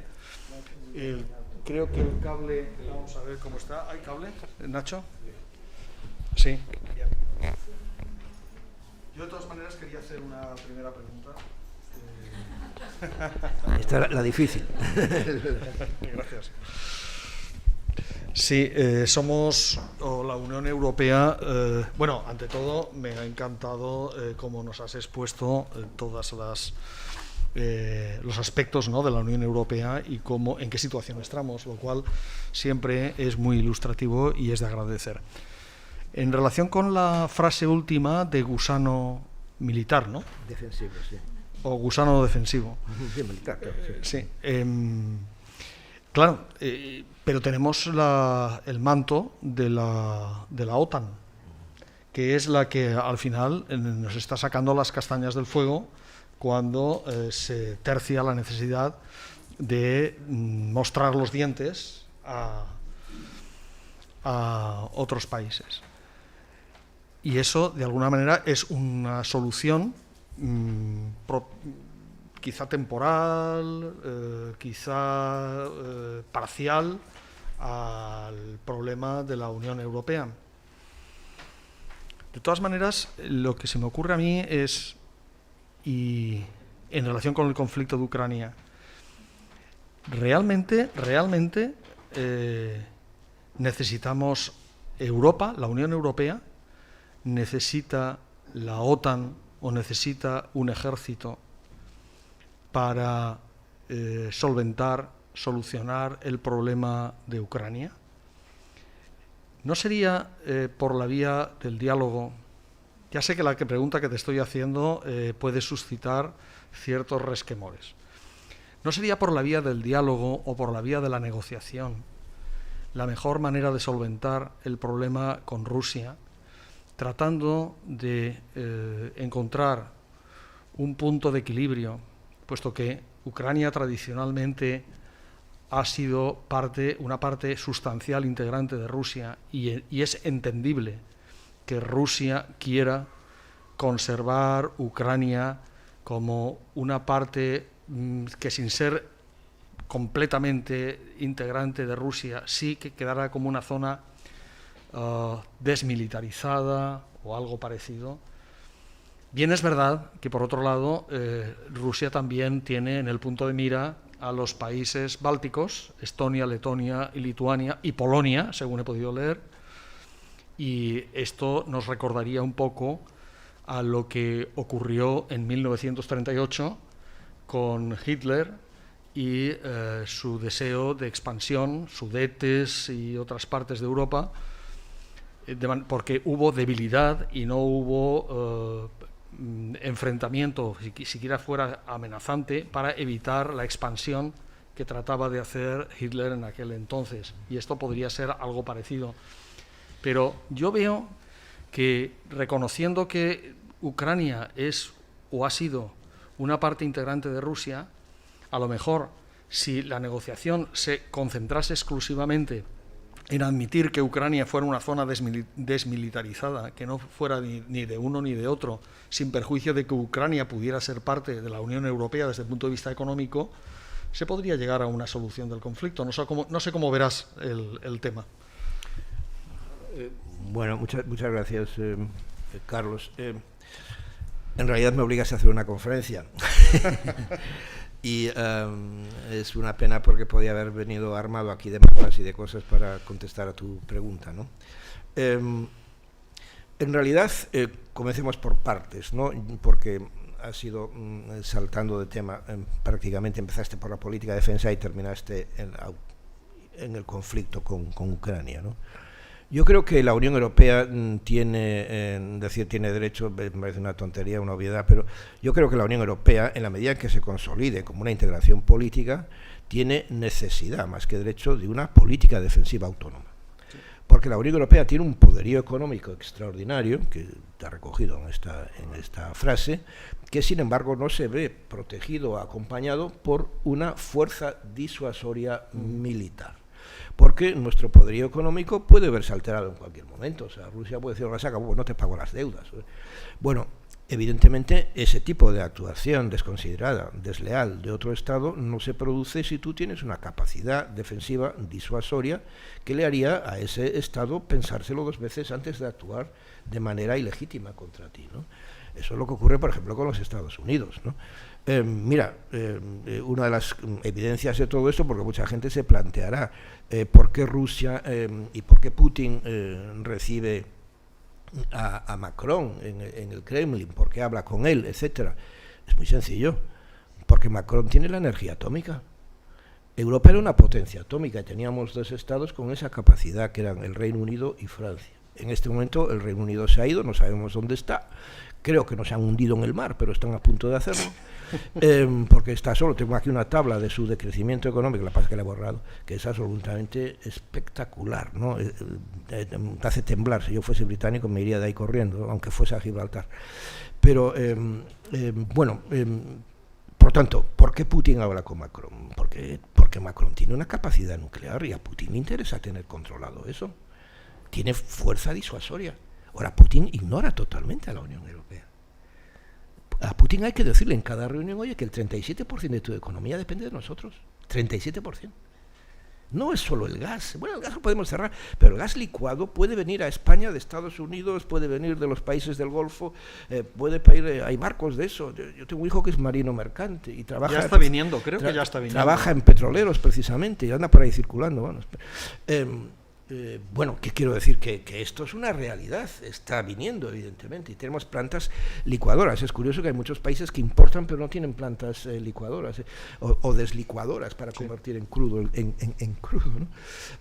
Bueno, eso, por lo tanto, es necesaria esa capacidad defensiva. La Unión Europea, cuando surge la primera comunidad que crea en el año 59, es la Comunidad Europea del Carbón y el Acero. El carbón porque era la fuente de la energía del momento y el acero porque era la fuente para el desarrollo industrial del momento. Y el segundo movimiento, en el año 52, no es seguir en la línea de crear comunidades económicas, sino crear la Comunidad Europea de Defensa. Y es el proyecto de René Pleven, que era el primer ministro de Francia, y es un proyecto que era extraordinario y todo el mundo lo apoyaba. Solamente lo veían con malos ojos los norteamericanos, porque entendían que eso podía debilitar precisamente a la OTAN. Pero Europa sentía que en la medida que estamos consolidando un proyecto que inicialmente es económico, pero que nuestra perspectiva es política, queremos crear los Estados Unidos de Europa, necesitamos una defensa autónoma. añadida como lógica necesaria a ese proceso de integración política. Y sin embargo, una extraña coalición de los ultranacionalistas de Gaulle, los comunistas franceses y un sector radical del Partido Socialista en la Asamblea Nacional Francesa votaron en contra de este proyecto. Los nacionalistas de Gaulle porque querían incluir a los alemanes, y los comunistas porque decían que era en contra de Moscú. Se cargaron el proyecto. Y la votación, el año les costó hasta 2 años llegar a la votación, y finalmente la votación tuvo lugar en el año 54 y se lo cargaron. Y ahí se acabó la Europa defensiva. Y ahora estamos pagando ese precio de la Asamblea Nacional Francesa, ¿no? Con respecto a Ucrania, muy específicamente, sí es verdad, Ucrania fue parte de Rusia, no parte de Rusia, es que Ucrania es el origen de Rusia. Los rus era el pueblo de Ucrania, que emigraron hacia el norte y terminaron estableciéndose en Moscú y que crearon precisamente lo que luego terminaría siendo el imperio, ¿no? Pero esa Ucrania luego pasó por muchos momentos difíciles, ¿no? Y esa Ucrania se dividió entre la parte rusa, que es, si nosotros cogemos, imaginémonos que es un rectángulo Ucrania, además es bastante parecida a un rectángulo Ucrania, ¿no? Hay una línea transversal que la divide, la zona norte-este y la zona sur-oeste, casi vertical, está tangencial, sería el río Dnieper, el río Dnieper, que pasa por Kiev. Bueno, del Dnieper hacia, si ponemos el mapa delante de nosotros, hacia la derecha, eso es Rusia. Eso es el Donbass, eso es Lugansk, toda esta zona que los rusos reclaman como propia. Y hacia el este, eso es es Galicia. Eso fue parte del imperio de Polonia con Lituania, que dominaba esa parte de Ucrania, y eso es Galicia, y sigue llamándose Galicia a día de hoy. Y ahí es donde surge el idioma, el ucraniano. Bueno, esa parte del este es rusófona, y la otra es claramente antirrusa, porque se dividen. Yo he trabajado en Ucrania, estoy prácticamente 3 años trabajando ahí con el Parlamento ucraniano, no viviendo ahí, pero yendo y viniendo, y conozco muy bien la clase política y conozco muy bien a los ucranianos. Están divididos por la mitad, prácticamente por la mitad, entre los prorrusos y los antirrusos. Y es verdad que este conflicto ha aumentado las tensiones. Antes esto no se veía. Pero en la medida en que el gobierno de Ucrania empezó a hacer políticas nacionalistas, a imponer la utilización del ucraniano en los colegios, etcétera, cosas de estas que lo sabemos de nuestro propio país. Estas cosas crean siempre muchas heridas en la gente. Crean resquemores y crean conflicto. Dejemos las cosas como están. En el momento en que intentas modificar e imponer una cosa sobre lo que antes había, estás creando el conflicto. Y en este sentido, la cuestión de cultura, la cuestión idiomática, son cosas muy sensibles. Ucrania quiso consolidar su identidad nacional y lo quiso hacer, claro, a costa de la mitad de la población, que podía sentirse perfectamente ucraniana siempre y cuando le mantuviesen y protegiesen su cultura rusa, su idioma ruso y sus vínculos con la gran madre patria rusa que está allá arriba. En el momento en que se le dije, no, tú tienes que elegir entre esto o lo otro, la has fastidiado. Y miren, la Unión Europea tiene una culpa gravísima en esto. Y a mí lo que me molesta mucho es que esto no se mencione. Aquí hubo una señora, a que se le llamó la baronesa de Abholland, que fue la primera representante para la política exterior y de seguridad común, que lo fue de penalti casi porque fue un error. Y no, cuando se creó el puesto, después de la reforma del Tratado de Lisboa, el puesto de alto representante para la política exterior y seguridad común, siempre se pensó en un inglés. Cuidado que en aquel momento llegó a hablarse de Felipe González y de otras personas. De Felipe González habló muchas veces, para muchos puestos en la Unión Europea, pero finalmente, lamentablemente, para mi punto de vista, nunca llegó a consolidarse en ninguno de ellos, ¿no? El último fue este. En aquella época, los británicos pensaban en Ralph Miliband, que había sido vicepresidente de la Comisión y era un hombre muy distinguido del Partido Laborista, y se le ofreció el cargo. Pero Miliband decidió que quería ser primer ministro. Y para ser primer ministro del Reino Unido tenía que ser primero presidente o secretario general del Partido Laborista. Y entonces renunció al cargo para acceder a la dirección del Partido Laborista. Y he aquí que llega a Londres y se encuentra con que hay un rival. Y ese rival es su hermano. Su hermano, Edward Miliband. Y entonces compiten y él pierde. Y por lo tanto perdió de una tacada 2 cosas: el puesto importantísimo de alto representante para la política exterior y seguridad común y la dirección del Partido Laborista. Y entonces los británicos tenían que escoger a alguien, y pasó a una señora que había allí, que era una distinguida activista de la política local, municipalista, que ya había perdido las últimas elecciones, o se había ido de la política, no recuerdo sinceramente esto y no quiero engañarles, lo había dejado, y entonces el gobierno británico decidió, como suele ocurrir en el Reino Unido, cuando alguien se retira de la política, le hacen noble, la nombró baronesa y le dio un puesto en la Cámara de los Lores. Esto fue lo que ocurrió con esta señora. Y de repente el Reino Unido tenía que proponer a alguien, porque toda Europa pensaba, no, escoged vosotros al primer alto representante para la política exterior. Y entonces el gobierno británico, pues la baronesa de Holland, la señora esta. Y esta señora no tenía ni idea de lo que eran las relaciones internacionales. No creo que hubiese salido del Reino Unido nunca en su vida, ni siquiera para ir a Benidorm, ni siquiera. No sabía ningún idioma, no sabía francés, por supuesto que no, hablaba el inglés, entiendo que bien, pero nada más.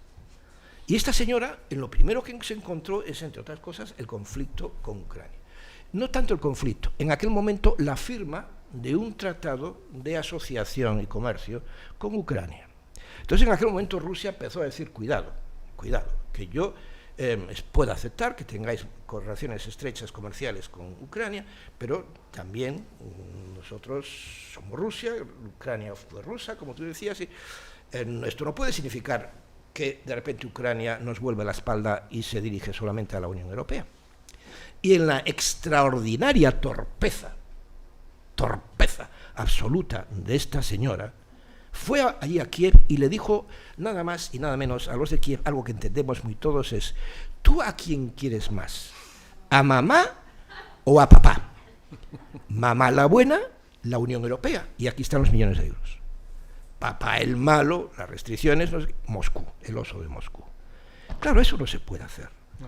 Y los ucranianos dijeron, el dinero, es decir, mamá, porque quiero ir al cine por la tarde. Claro, ¿qué iban a decir? Pero ese planteamiento no se puede hacer en la política exterior.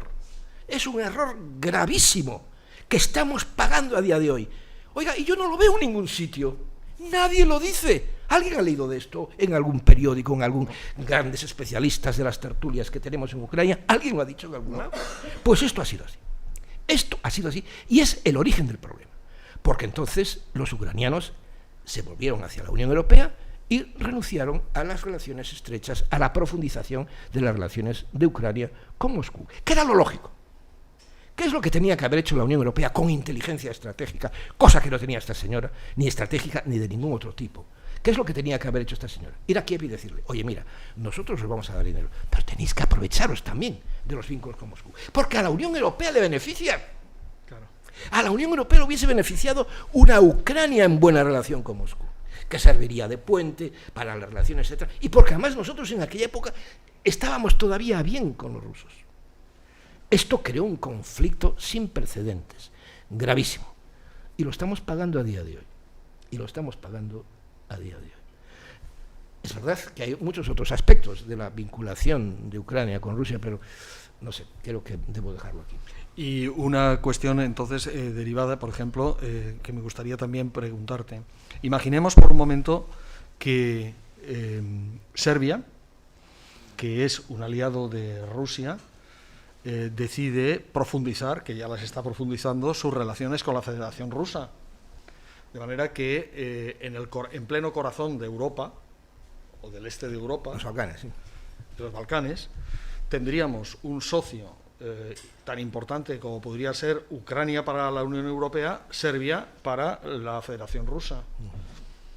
¿Cómo verías tú, en el caso de que eso se profundizara más y que Serbia, que está llamada a ser parte de la Unión Europea, decidiese pasar a formar parte de la Federación Rusa y diera la espalda completamente a Europa? Bueno, sinceramente yo creo que eso no va a ocurrir. No olvidemos lo que es la Unión Europea, la primera potencia económica del mundo. Sí. ¿Qué es lo que se necesita en los Balcanes? Dinero. Es verdad que existe, digamos, aquí la coalición de los pueblos eslavos, y Serbia pertenece, es un pueblo eslavo, ¿no? Pero yo creo que los Balcanes, el peligro de los Balcanes en este momento, Carlos, no es Rusia, es China. Bueno, sí. Es China.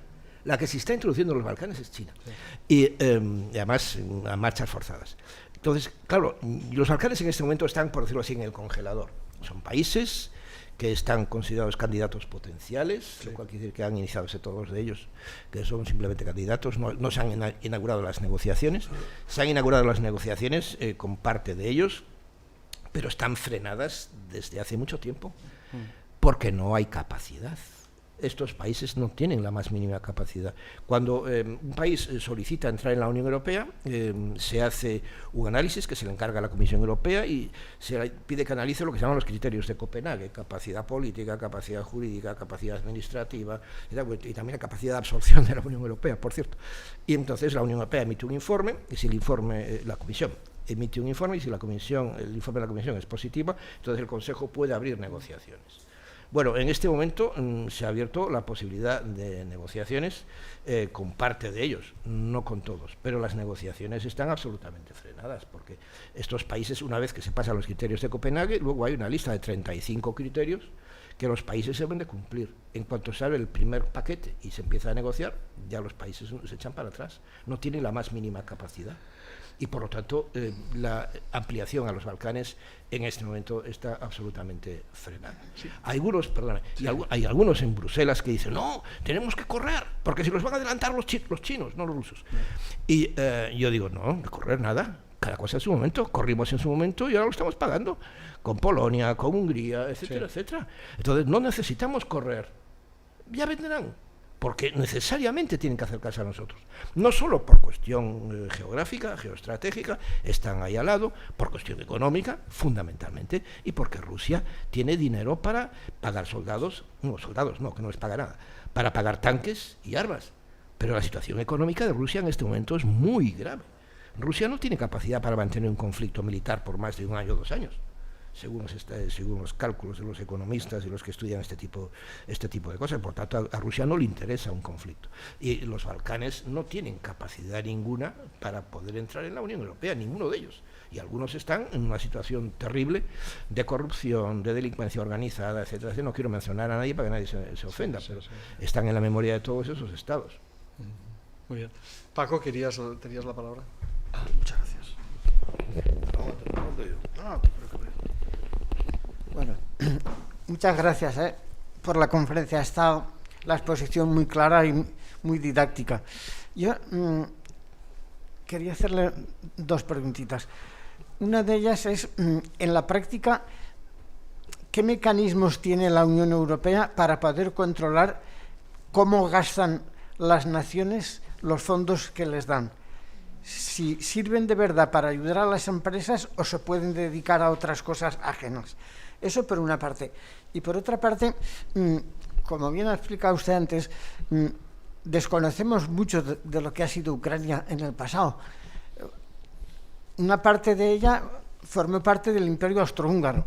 Toda esa parte es pro-europea, eso está claro. Yo conozco algún matrimonio de esa zona que se ha venido a vivir a España. Tengo contacto en ellos. Y por la otra está la parte prorrusa y vemos fotografías que están saliendo en telediarios de gente que se está pasando a rusa. Tienen un problema muy serio. Y el problema de la Unión Europea es que hay intereses creados. Por ejemplo, la líder, que es Alemania, vemos que en este aspecto está muy callada. Está muy callada porque, en definitiva, depende del gas ruso. Ucrania ha sido durante muchos años el mayor productor de trigo del mundo, digamos, y también el mayor productor de girasoles. Y también resulta que todo el petróleo y el gas que viene de Rusia a Europa pasa por Ucrania. Por eso Rusia quiere anexionársela. Y su política, como hizo con Crimea, al final terminó adjudicándosela. Aquí veremos cómo termina este conflicto. Es un conflicto más serio de lo que nos estamos figurando. Y la Unión Europea, pienso que en este aspecto está actuando débilmente. Esa es mi opinión. Yo quisiera que usted me aclarase todo esto. Vale, muchas gracias. Son dos preguntas diferentes. Una es los mecanismos de control de los fondos europeos y el otro es la sustancia del conflicto de Ucrania, ¿no? Con respecto al primer aspecto, depende del tipo de fondo que estemos analizando, tienen mecanismos diferentes. Pero vamos, sustantivamente hablando, los Estados, cuando solicitan, si vamos del Plan Nueva Generación de la Unión Europea, cuando lo solicitan tienen que presentar un proyecto que tiene que atenerse a los criterios los básicos de la Comisión Europea, fundamentalmente verde y digital, ¿no? Y entonces el proyecto tiene que ser aceptado por la Unión. Es que hay varios tipos de ayudas, varios tipos de proyectos. Algunos son subvenciones para el desempleo simplemente, otros son para proyectos de las pequeñas y medianas empresas, para digitalización. Hay muchos proyectos y todo eso lleva un régimen diferente. En sustancia, por decirlo así, la Unión Europea, los países tienen que hacer informes progresivos de la utilización de esos medios a Bruselas, a la Comisión Europea. Y la Comisión Europea analiza la utilización de esos fondos. Muchas veces estos fondos van vinculados a proyectos de reforma institucional, estructural, etc. Entonces hay un mecanismo que se llama el semestre europeo, donde hay una periodización de parte del año que los Estados se dedican a informar o a solicitar. La segunda parte del año la Unión Europea se dedica a analizar, por decirlo así, los informes y a hacer proyectos, ¿no?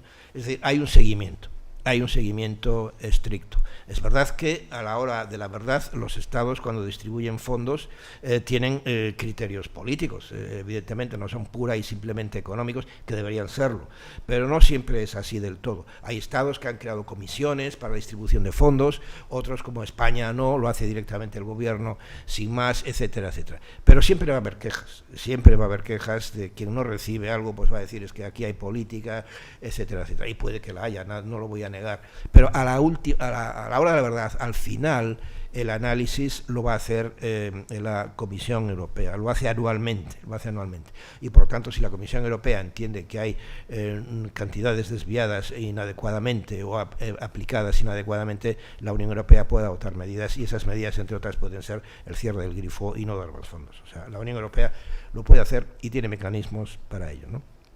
Con respecto a Ucrania, miren, con respecto a Ucrania prácticamente lo hemos mencionado. Yo sinceramente no sé lo que va a pasar, ¿no? Es muy posible que nos veamos en la conferencia de Múnich del año 38, efectivamente, ¿no? Donde, claro, nosotros podemos tratar de pacificar a Putin, decirle, bueno, de acuerdo, te quedas con Lugansk y Donetsk, te quedas con el Donbass, esas dos provincias se quedan para ti y tú te quedas tranquilo, ¿no? No, porque Putin no se va a quedar tranquilo, porque del otro lado está Odessa, es decir, hay dos zonas claramente rusas en Ucrania, ¿no? Una, como digo, es el este en general, que es donde están estas dos regiones, pero hay mucho más, es que esto llega hasta Kiev. La línea divisoria, como digo, es el río Dnieper, y el río Dnieper pasa por Kiev, por lo tanto ahí prácticamente todo hasta ahí es claramente ruso, claro. Hablan el idioma ruso, no hablan el ucraniano, etcétera, etcétera, ¿no? Y luego tenemos abajo Crimea, una zona que fue incluso una gran capital en la época frente a los turcos y otomana, luego vinieron los tártaros, es decir, bueno, luego vinieron los rusos, hubo limpieza étnica y ahí están. Y luego tenemos, y ahí está, dentro de Ucrania está Sebastopol, que tiene un estatuto autónomo, es donde están las bases militares rusas, etc. Y luego tenemos, justamente del otro lado de Crimea, está Odessa, que es otra zona también rusa, ruso parlante, etcétera. Y luego un poquito más arriba tenemos Moldavia, ¿no? Y toda la zona esa de Transnistria, donde esa zona, ahí los rusos hicieron limpieza étnica después de la Segunda Guerra Mundial. Echaron a los rumanos, los echaron a todos, y que importaron población rusa, ¿no? Y eso le costó a Rumanía parte de su propio territorio, ¿no? Y nadie dijo nada, porque claro, como los rumanos habían estado con los nazis en la guerra, pues que se fastidie, que tienen que pagar el precio, ¿no? Pero bueno, ¿no? Es que ha habido limpieza étnica, ha habido otras bases de poblaciones, es decir, que hay una población rusa, es decir, que Ucrania está rodeada. Y por lo tanto no creo que Putin se conforme con Lugansk y Donetsk, y va a seguir. Y en el momento en que se le dé eso, que se le da, cuidado, que lo va a coger y no va a haber guerra para quitárselo, pero hay que enseñar los dientes. y la Unión Europea, económicamente, es lo único que podemos decir, hasta aquí hemos llegado.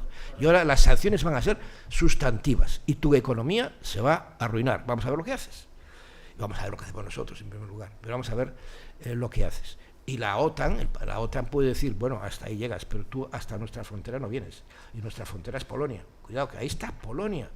Ahí está Polonia. Y claro, si los rusos invaden Ucrania, y en esa zona de Polonia ha habido mucha, la ciudad que se llama Lviv, que en castellano tiene otro nombre, no me acuerdo cómo se llama, Libor no es Italia, Lviv en ucraniano.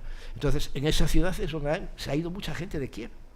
Y incluso embajadas norteamericanos, etc. ¿Por qué? Porque eso está muy cerca de la frontera con Polonia. Entonces, que si ocurre algo, es muy fácil coger el coche y salir corriendo. Un amigo mío dice que hay en estos momentos en Polonia siempre ha habido 1 millón de ucranianos y que se esperan que si se produce el conflicto se vayan de 2 a 3 millones más de Ucrania a Polonia. Sí. Ahora están ya huyendo a esa zona. Los que tienen capacidad y pueden establecerse ahí. Eso es Galicia, se llama Galicias. Esa zona que está en la frontera entre Polonia y Ucrania, ¿no? Bueno, pues ahí es donde está yendo la gente para refugiarse del conflicto, pero no puedo decir más. ¿Qué es lo que va a ocurrir? No lo sé, porque a Hitler no lo logramos parar, no lo lograron parar las potencias occidentales. Él dijo que quería los Sudetes nada más, y a los europeos les pareció razonable, pero si son alemanes, hablan alemán, bueno, pues que se integren en Alemania. Pero claro, de paso que ya estoy aquí, pues sigo ya, y me ocupo toda la República Checa. Pues claro, si a nosotros le damos Donetsk y Lugansk a Putin, y ya está allí, ya está allí, no lo vamos a echar. Pero si le reconocemos eso, sin enfado y sin poner sanciones, etcétera, etcétera, dice, esto no hay disuasión, o sea, estos son unos blandengues, yo sigo corriendo y me voy y ocupo toda Ucrania. Mire, yo he leído, ayer mismo por la noche estuve leyendo el último discurso de Putin en el que justifica la anexión de estos dos, y otro que hizo hace un mes sobre precisamente el conflicto. Léanlo, se lo recomiendo, están en internet, están en la página del gobierno ruso, ¿no? Están publicados en inglés y por supuesto en ruso. Son conmovedores. Es un Putin con el alma abierta, con el corazón en la mano. Pero si Ucrania es nuestra, pero si Ucrania es nuestra, son nuestros amigos, les hemos ayudado, han estado con nosotros, son nuestros héroes de guerra, hemos luchado juntos, les hemos ayudado cuando querían la autonomía y nos han pagado con desprecio y con la independencia, y ahora persiguen a nuestro idioma, persiguen a la cultura, se sienten ofendidos, persiguen a la cultura rusa en Ucrania, etcétera. Y es verdad que ha habido políticas de ucranización en Ucrania, y yo creo que eso son siempre un error. No sé si han declarado, ¿cómo se llama esto? El proceso de inmersión lingüístico. No han llegado ahí, es lo que yo sé. Pero sí han generalizado la utilización del ucraniano en las escuelas, lo promueven en la universidad, etcétera. Y claro, muchos rusos se sienten afectados. ¿Por qué? Porque dicen, bueno, me parece muy bien que tú promuevas esto, pero es que la cultura rusa es parte también de la cultura ucraniana, que es lo que tenemos en España. Está muy bien que tú defiendas tu cultura, pero no a costa de la otra. Defiende las dos y crea sinergias y tendrás el apoyo generalizado. Ahora, si dices solamente esto y los otros nada, entonces has creado el conflicto. Y esto es lo que yo creo que está ocurriendo en Ucrania en este momento.